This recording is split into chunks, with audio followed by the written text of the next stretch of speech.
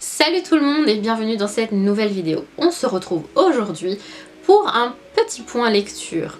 Ça fait déjà quelques mois que je vous en ai pas fait et j'estime que le temps est venu pour moi de vous parler de mes dernières lectures et puis aussi de mes futures lectures, puisque aujourd'hui je vais vous faire un petit bilan sur mes lectures du premier trimestre 2021 et je vais aussi vous parler des lectures que j'ai l'intention de faire, donc de ma pile à lire, pour le deuxième trimestre 2021. J'ai décidé de faire de cette vidéo un rendez-vous trimestriel pour en fait créer un petit rituel de vidéos attendues tous les trimestres et aussi pour pouvoir me laisser plus de temps pour lire et que ce soit plus régulier en fait. Sans plus tarder, on va commencer avec mes lectures faites dans le courant des 3 premiers mois de l'année 2021. Le premier livre que j'ai fini cette année, c'est The Hobbit, écrit par Tolkien, et cette édition là c'est l'édition HarperCollins, c'est le format pocket et donc je pense que la plupart des gens sont familiers avec l'histoire du Hobbit et aussi avec l'univers de Tolkien et celui de la Terre du Milieu. Mais quoi qu'il en soit, dans ce livre on suit les aventures de Bilbo Sacquet, qui est un jeune hobbit qui vit tranquillement sa vie dans la comté jusqu'à ce qu'il fasse la rencontre d'un magicien et d'une compagnie de nains.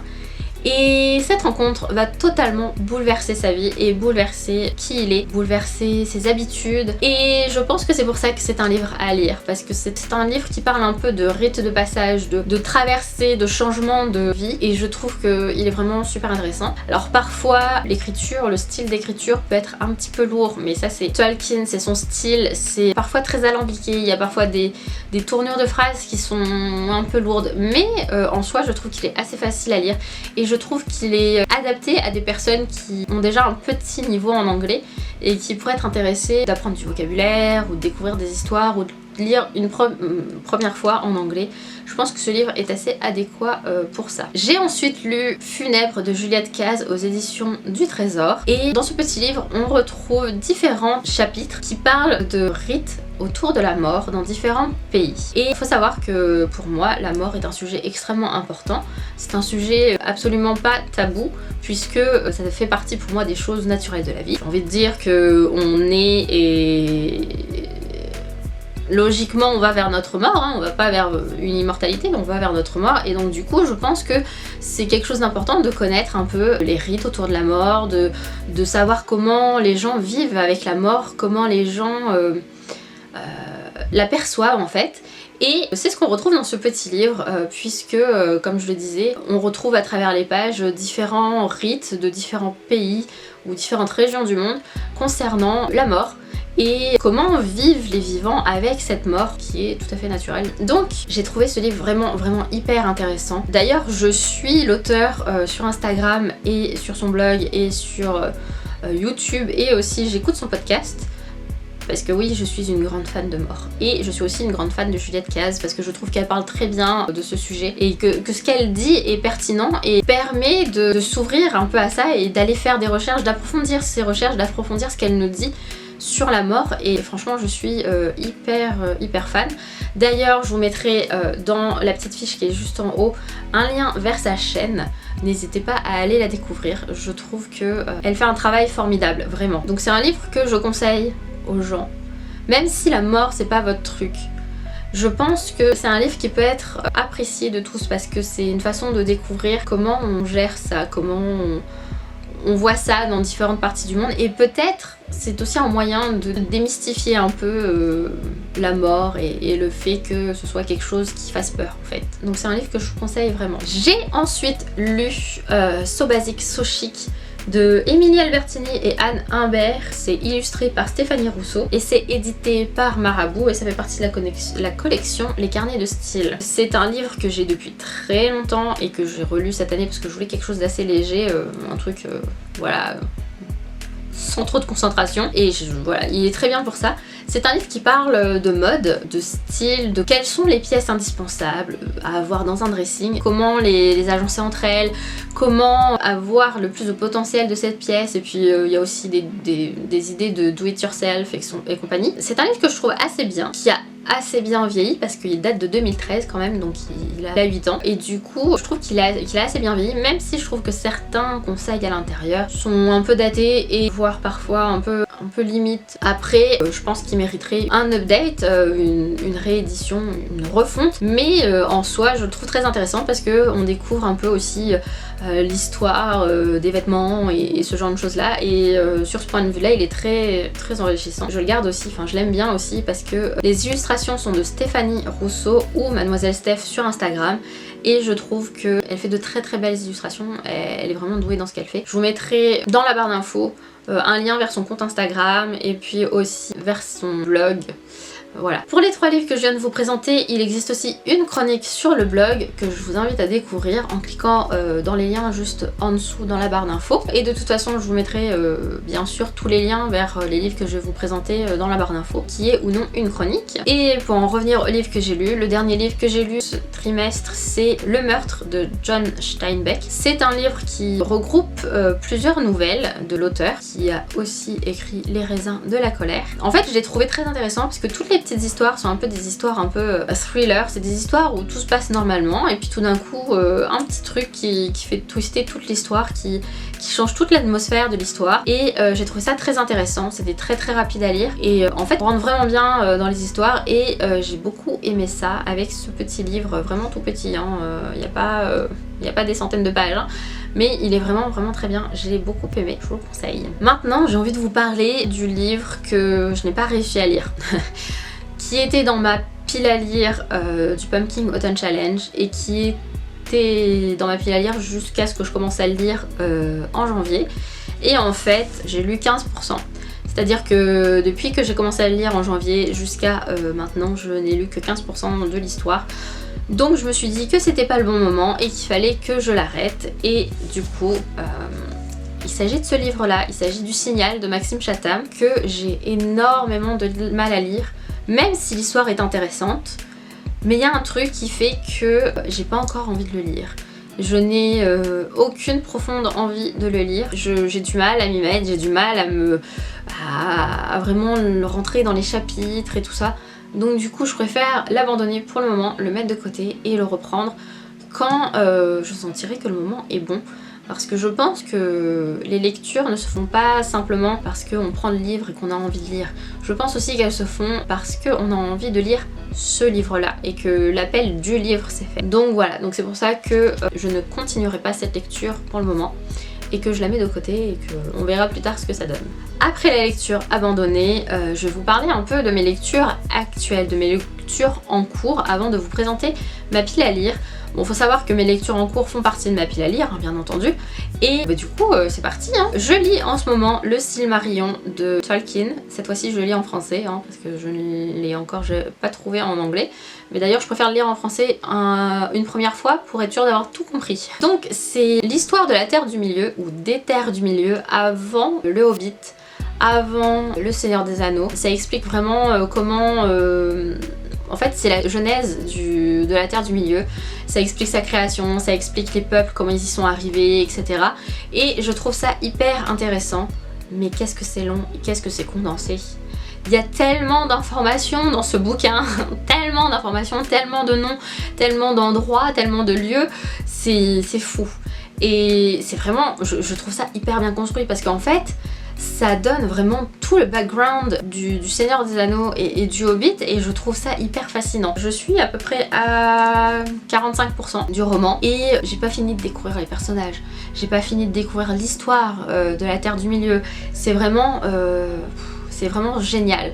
Du coup, je me motive à lire à peu près un chapitre par soir pour avancer parce que sinon j'avance pas. Mais ouais, il est vraiment bien et moi je suis fascinée par tout ce que Tolkien a pu créer parce que c'est vraiment un univers énorme.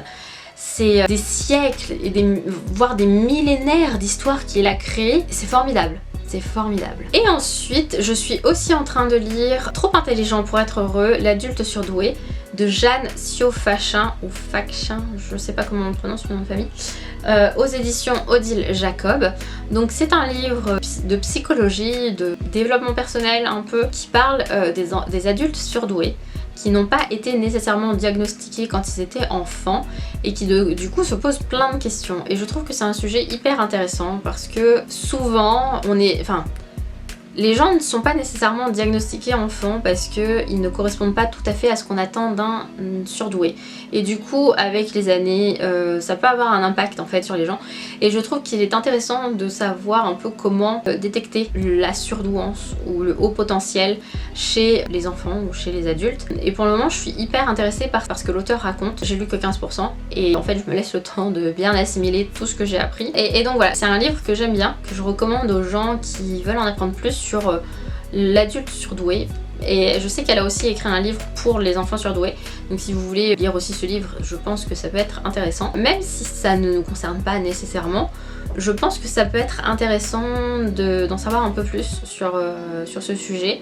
Peut-être parce qu'on peut en rencontrer dans notre vie des gens surdoués ou des gens HPI et qu'on peut ne pas les comprendre toujours. Et ce livre peut nous aider à peut-être mieux comprendre ces gens. Et enfin, je vais vous montrer les livres qui sont dans ma pile à lire mais que je n'ai pas encore commencé, mais que j'ai hâte de commencer. Et en premier, je vais vous parler du livre Les dossiers du voile d'Adrien Thomas aux éditions Fleurus. Et si j'ai bien compris le résumé, on va suivre l'histoire d'une lieutenant de police à Paris qui essaie de lutter contre la guerre qui pourrait venir entre les humains et les méta-humains. Et dans les méta-humains, on retrouve les sorcières, les trolls, les fées, toutes les créatures que l'on considère comme étant surhumaines, non humaines, ou méta-humaines, puisque les sorcières sont des humains mais qui ont des pouvoirs. Et donc on va suivre l'histoire de cette lieutenant de police et de sa petite sœur, Mona, qui essaie de faire en sorte que cette guerre n'ait pas lieu, ou en tout cas pour éviter qu'il y ait une collision entre le monde des humains et le monde des méta-humains,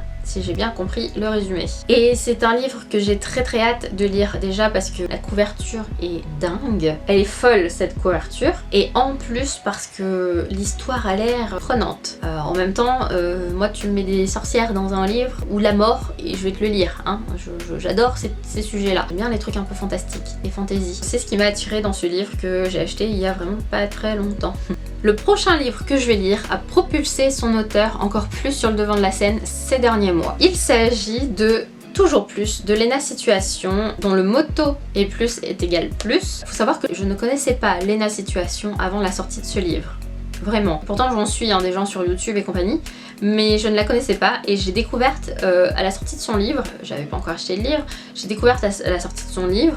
J'ai été la suivre sur les réseaux sociaux, donc sur Instagram, regarder ses stories, regarder ses publications. Et je me suis dit, ouais, elle fait un bon job quand même, elle a un truc. Et j'ai été voir ses vidéos YouTube. Et effectivement, je dois dire que ses vidéos aussi m'ont plu. Elle est fraîche, elle est la plupart du temps très positive. Vraiment, je l'ai très rarement vue peu positive sur les réseaux. Et du coup, je me suis dit, bon, elle a écrit un livre sur la positivité, sur comment voir le bon côté des choses, même dans les pires moments.